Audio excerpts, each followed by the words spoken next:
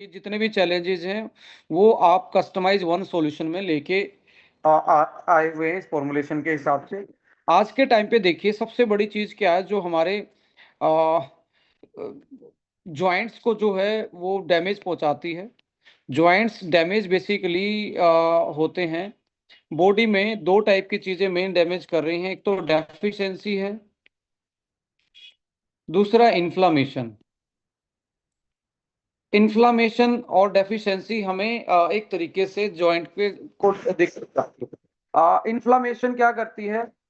Collateral damage करती है। Inflammation कहाँ से आ सकती है? इन्फ्लामेशन आ सकती है आपकी लाइफस्टाइल से। लाइफस्टाइल में जैसे आप सेडेंट्री लाइफ जीते हैं, सेडेंट्री लाइफ, आलस भरा जीवन, मोटापा की ओबेसिटी। अब जॉइंट्स की मसल तो कमजोर हो गई हैं। मसल्स जब वीक हो जाएंगी और लीगामेंट वीक हो जाएंगे तो क्या होगी? मसल्स एंड वीगम तो ओवरवेट जो था वो जॉइंट्स पे ज्यादा प्रेशर डालेगा। प्रेशर डालेगा तो कार्टिलेज डैमेज होना स्टार्ट हो जाएगा और इन्फ्लामेशन की वजह से जो लुब्रिकेशन है, लुब्रिकेशन यानी कि जिसको हम साइनोवियल फ्लूइड बोलते हैं अपने जॉइंट्स में, वो धीरे धीरे कम होना स्टार्ट हो जाएगा। तो मूवेबिलिटी, फ्लेक्सिबिलिटी, ये धीरे धीरे दिक्कत आनी स्टार्ट होगी। और इसके अर्ली सिम्टम्स जैसे 40 से 50 साल की एज होती है जब हमारा विटामिन डी, कैल्शियम और बोन का जो मिनरल्स है जो फूड से आने हैं, बोन कोर मिनरल्स जो हैं उनको बॉडी यूटिलाइज नहीं कर पाती अच्छे से। तो आपको पहले साइन आएंगे 40 के आसपास। स्टिफनेस, सुबह सुबह उठने पे यदि आपको स्टिफनेस फील हो रही है तो आपकी बॉडी में इन्फ्लामेशन चल रहा है, इसका सीधा मतलब यही है। दूसरा है sitting chair. Sitting chair syndrome बोलते हैं हम एक इस चीज को। सीटिंग चेयर सिंड्रोम का मतलब है आप बैठे हैं तो उठने का मन नहीं करता और कमर एकदम से इतनी टाइट होकर उठती है कि आप बिल्कुल ऐसा फील करते हो कि कमर मेरी जो है वो बिल्कुल स्टिफ हो गई है। जॉइंट्स, कमर का स्टिफनेस होना। और वेट जब उठाते हो, कोई भी चीज वेट उठा लो तो आपकी एक तरीके से जो ग्रिप है वो पूरी तरीके से लो ग्रिप फील करना और अल्टीमेटली जॉइंट्स और जो बोन्स हैं वो उसको बियर ना कर पाना, ये सारी चीजें आती हैं। और इन्फ्लामेशन में जो बीमारी है वो osteo arthritis, osteo rheumatoid arthritis, ये दो टाइप की ऐसी इन्फ्लामेटरी बीमारियां हैं जो घुटने को धीरे धीरे या जॉइंट्स को धीरे धीरे बेसिकली डैमेज पहुंचाती हैं। और इनकी शुरुआत विटामिन डी की डेफिशिएंसी और साथ में गट हेल्थ से स्टार्ट होती है मैक्सिमम। पेट खराब रहना स्टार्ट होता है तो होता क्या है? बॉडी में इन्फ्लामेशन बढ़ती है, यानी कि गट से डिटॉक्सिफिकेशन नहीं हो रहा, पेट साफ पूरा नहीं होता। तो वही टॉक्सिन्स जो हैं ब्लड में जाके हमारे गट से मिलना स्टार्ट हो जाते हैं ब्लड में, और ब्लड में जाके वो हमारे बॉडी के डिफरेंट डिफरेंट ऑर्गन्स को डैमेज करते हैं। उनमें से एक हमारे जॉइंट्स भी हैं।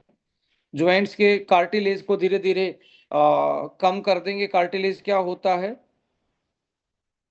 ये लेयर होती है एक एक जो अपनी हड्डी होती है उसके ऊपर एक लेयर जमी होती है जो दूसरी हड्डी के टकराव से उसको डायरेक्टली बचाती है। तो ये लेयर घिसना स्टार्ट हो जाएगी, कम होना स्टार्ट हो जाएगी, डैमेज होना स्टार्ट हो जाएगी। ऐसे ऐसे करके ये बेसिकली जब धीरे धीरे करते करते ये वाली जितनी भी आप चीजें देख रहे हैं ये घिसना स्टार्ट हो जाएंगे, एक एरिया से पतली होना स्टार्ट हो जाएगी और फिर हड्डियां टकरानी स्टार्ट होंगी और जॉइंट्स की जो कैविटी है, बीच में गैप है, बंद हो जाएगा। तो लास्ट में एक ही ऑप्शन बचता है। वो ऑप्शन क्या है? लास्ट में ऑप्शन बचता है कि जॉइंट चेंज करवा लो, घुटने चेंज करवा लो, नी रिप्लेसमेंट की बारी आ जाती है। और बहुत सारे लोग स्पोर्ट्स इंजरी के केस में भी ऐसा होता है कि स्पोर्ट्स खेलते टाइम झटका लग जाता है, मसल टाइट रहती है तो जॉइंट्स पे ज्यादा प्रेशर पड़ता है। तो ऐसे में आपको होलिस्टिकली हील करना पड़ेगा। और केयर करना पड़ेगा। और ऐसा नहीं है कि बीमारी होने के बाद ही, डैमेज हो जाए तभी मुझे कंट्रोल करना है। कुछ लोग तो जॉइंट्स का सप्लीमेंट खाते ही नहीं, वो सोचते हैं कि जॉइंट खराब होने के बाद खाना होता सप्लीमेंट। तो ऐसा नहीं होना चाहिए, क्योंकि आपके जो कार्टिलेज हैं, लीगामेंट हैं, उसको रिपेयर करने के लिए ग्लूकोसामिन ये अकेला काम नहीं करेगा। रीजन क्या है? ये एक बिल्डिंग मटेरियल तो है, पर यदि आपके पास ओनली सीमेंट सीमेंट हो, कंक्रीट ना हो, लोहा ना हो, तो आप पिलर नहीं बना सकते। तो ग्लूकोसामाइन के साथ कॉन्ड्राइटन सल्फेट जब आ जाता है, कॉन्ड्राइटन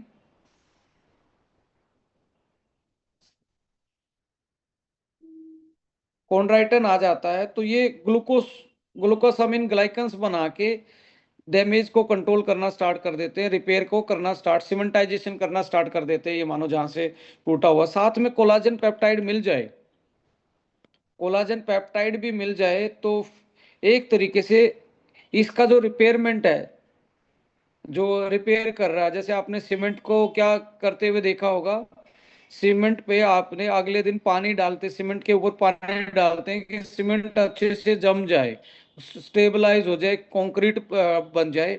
तो कोलाजन क्या कर रहा है, इनको सीमेंटाइजेशन करने का काम कर रहा है, स्ट्रेंथ देने का काम कर रहा है, साथ में यदि कोलाजन होगा तो।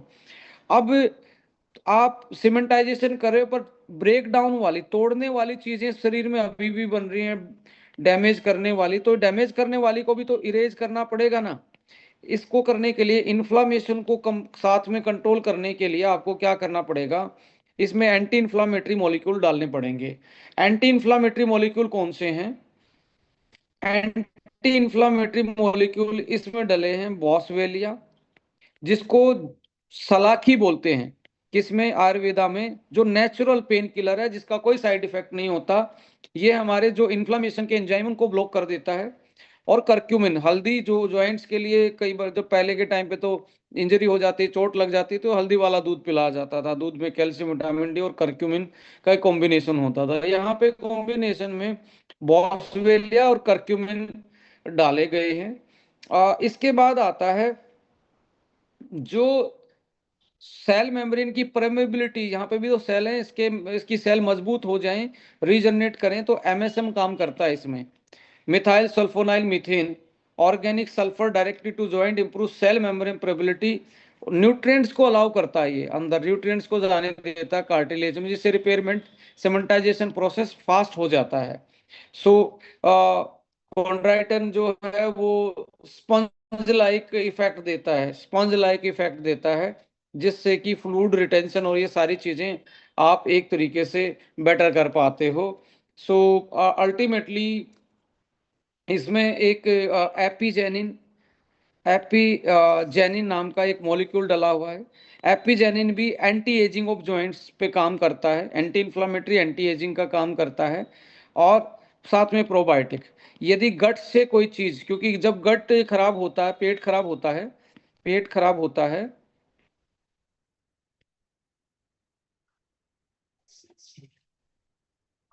पेट खराब होता है, तो यहाँ से टॉक्सिन्स जाके इन्फ्लामेशन क्रिएट करते हैं। तो गट को इन्फ्लामेशन से बचाने के लिए और गट हेल्दी बनाने के लिए प्रोबायोटिक भी इसमें डला हुआ है। और ये गट हेल्दी होगा, साथ में बिल्डिंग ब्लॉक्स डले हुए हैं। और कोर मिनरल्स जिसको हम बोलते हैं, कोर मिनरल्स जो हैं, इसी में ही कैल्शियम, इसी में ही आपका मैग्नीशियम, जिंक, ये कोर में मिनरल्स भी डले, साथ में विटामिन D3 आपको देखने को मिलेगा। इस तरीके से एक यूनिक फॉर्मुलेशन है। आप यूनिक फॉर्मुलेशन को अल्टीमेटली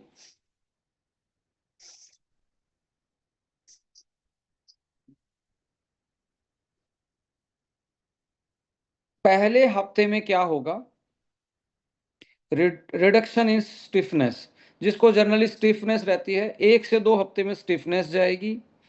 पर कुछ केसेस में ग्लूकोसामाइन जो होता है, ग्लूकोसामाइन क्या करता, थोड़ा सा पेन बढ़ाता है, पेन बढ़ा देता है, पहले 1 से 7 दिन के अंदर पेन बढ़ा देता है। तो ऐसे में घबराना नहीं, प्रोडक्ट नहीं छोड़ना है। तो आपको प्रोडक्ट जरूर यूज करना है, तो धीरे धीरे 7 दिन के बाद वैसे भी कम हो जाएगा। सो इसके बाद स्टिफनेस तो 1 से 2 हफ्ते में, 4 से 8 हफ्ते में, वीक में, 4 से 8 वीक में, यानी कि 28 से लेके 50 से 60 दिन में आपको इम्प्रूवमेंट मिलेगा। नोटिस करने के लायक होगा, नोटिसेबल होगा। फ्लेक्सिबिलिटी, जो घुटना, जो जॉइंट्स कम फ्लेक्सिबल थे, स्टिफनेस रहती थी, स्टिफनेस तो कम होगी पर फ्लेक्सिबिलिटी नहीं बढ़ी। फ्लेक्सिबिलिटी स्मूदर करेगा 4 से 8 वीक में। और लॉन्ग टर्म आप इसको 3 मंथ के लिए यूज करें, 3 से इसको 4 मंथ के लिए यूज करेंगे तो आपका कार्टिलेज और ये सारी चीजें रिकवरी आपको देखने को मिलेगी। बेस्ट कौन इसको यूज कर सकता है? 40+, घुटने खराब ही ना हो, उसको ले सकते हैं। ये फिर आप एक 30 से 60 डेज के लिए जनरली प्रोटेक्शन के लिए ले सकते हैं, जिसको कोई दिक्कत नहीं है, ओनली स्टिफनेस स्टार्ट हुई है। जिसको अर्थराइटिस है, ऑस्टियो अर्थराइटिस है, वो इसकी मैनेजमेंट के लिए, रिकवरी रिवर्सल के लिए। और साथ में यदि ऑस्टियो रूमेटाइड अर्थराइटिस है, ऑस्टियो रूमेटाइड है, इसके केस में आपने क्या करना चाहिए? ऑर्थो 1, SBTC जूस, ओमेगा, ये कॉम्बिनेशन में आपको लेने चाहिए। ऑर्थो 1, SBTC, ओमेगा, और साथ में ज्वाइंट फ्लेक्सर। इस केस में क्या करना चाहिए? ऑर्थो 1 और आपको ओमेगा, ये दो आप ले सकते हैं।